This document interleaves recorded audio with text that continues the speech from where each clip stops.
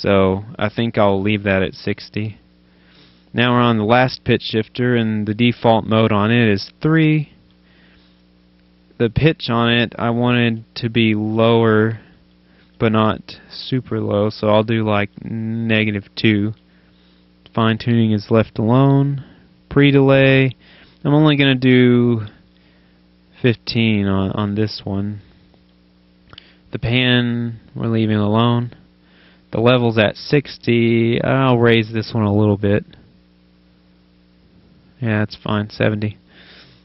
And now, once you get past the end of pitch shifter 4, you're at some other options. This one, I think, is telling it's a low-pass filter, and I'm not exactly sure about this option. I haven't messed with it. I think it runs it through it, but I'm leaving it at default because I'm not quite sure what it does really. And then there's the high-pass filter. I'm guessing these are filters you can tweak so that you get the exact bass and treble levels for your different pitches. And then at the end of that, you've got direct level for left and right channels, leaving those at 100, and then the master level, the total volume of all of it combined. You can set that. It's at 60. I'll probably raise it to 65. It's already set kind of loud after it runs through all these other things, so don't want to raise it too much. I guess I'll leave it. And then after that, it's just some MIDI options, which we're not going to mess with for this. So, going all the way back to the main part, I'll just, there we go. Now, once you do all that, if I were to turn this off right now, I would lose all those settings I just changed. So you just hit right, and then you select where you want to write it to, which I am going to save it to number 2, which was another pitch shifter I had already saved. And that's what that 2 down there on the bottom line is. So once you hit right again, it writes the editing you just did to space number or bank number 2. So now we're on number 2, which everything I did is saved here now.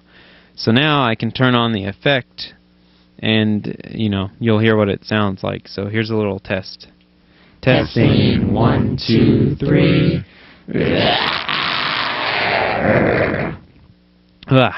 So that's just that's all it really does. That's the pitch shifter.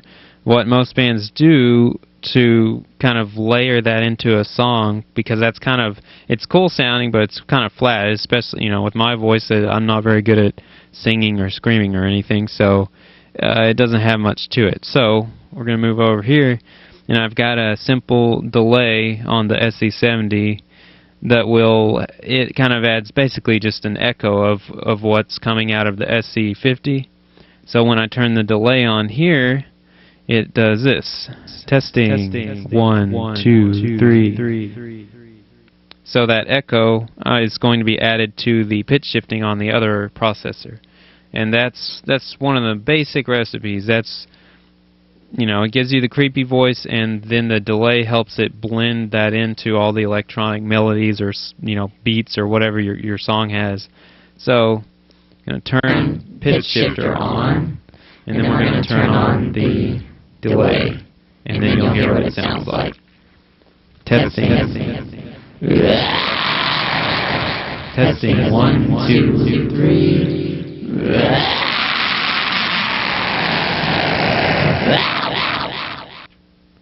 So, I can't really give you a good example with my voice, but that's basically what you'll end up with. And I'm trying to think. A good example of putting a little bit of delay on a pitch shifter, I think Aganoise has done that, the band Aganoise. They know how to blend theirs really well, because, the lead singer's voice is great as it is, but they know how to use pitch shifting just very little, and then they'll add a tiny amount of delay. You can only hear it if you're actually listening very closely to the songs. But by doing that, his voice really blends in, and it's got a nice electronic, creepy sound to it. And you just had to experiment. Some of these processors, like the SC70, have effects somewhere in it. Let me see if I can find one. There's one where it's several effects, and this one's reverb and delay. There's some other ones in here that have 7 or more effects.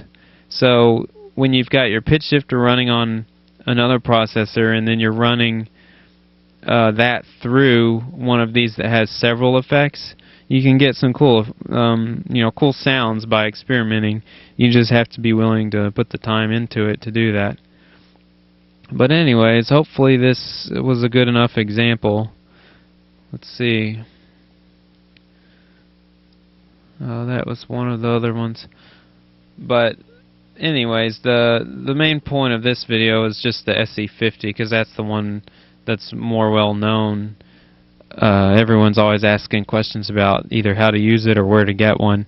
Speaking of which, if you're looking for one, it's usually pretty easy to find one on eBay, and if you're really lucky, you'll find one on Craigslist. Sometimes people in your city will be selling an old one.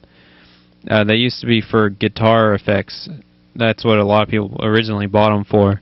So sometimes you'll find some older guy selling his because he's giving up on music.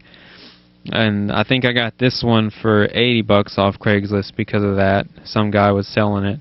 So just keep looking, and don't listen to the people that tell you not to get one. Because people will tell you everybody's already got one. All the bands use them.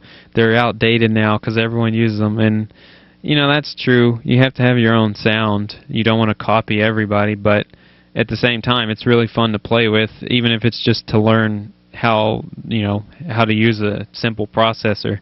So I would still recommend getting one, even if you get laughed at.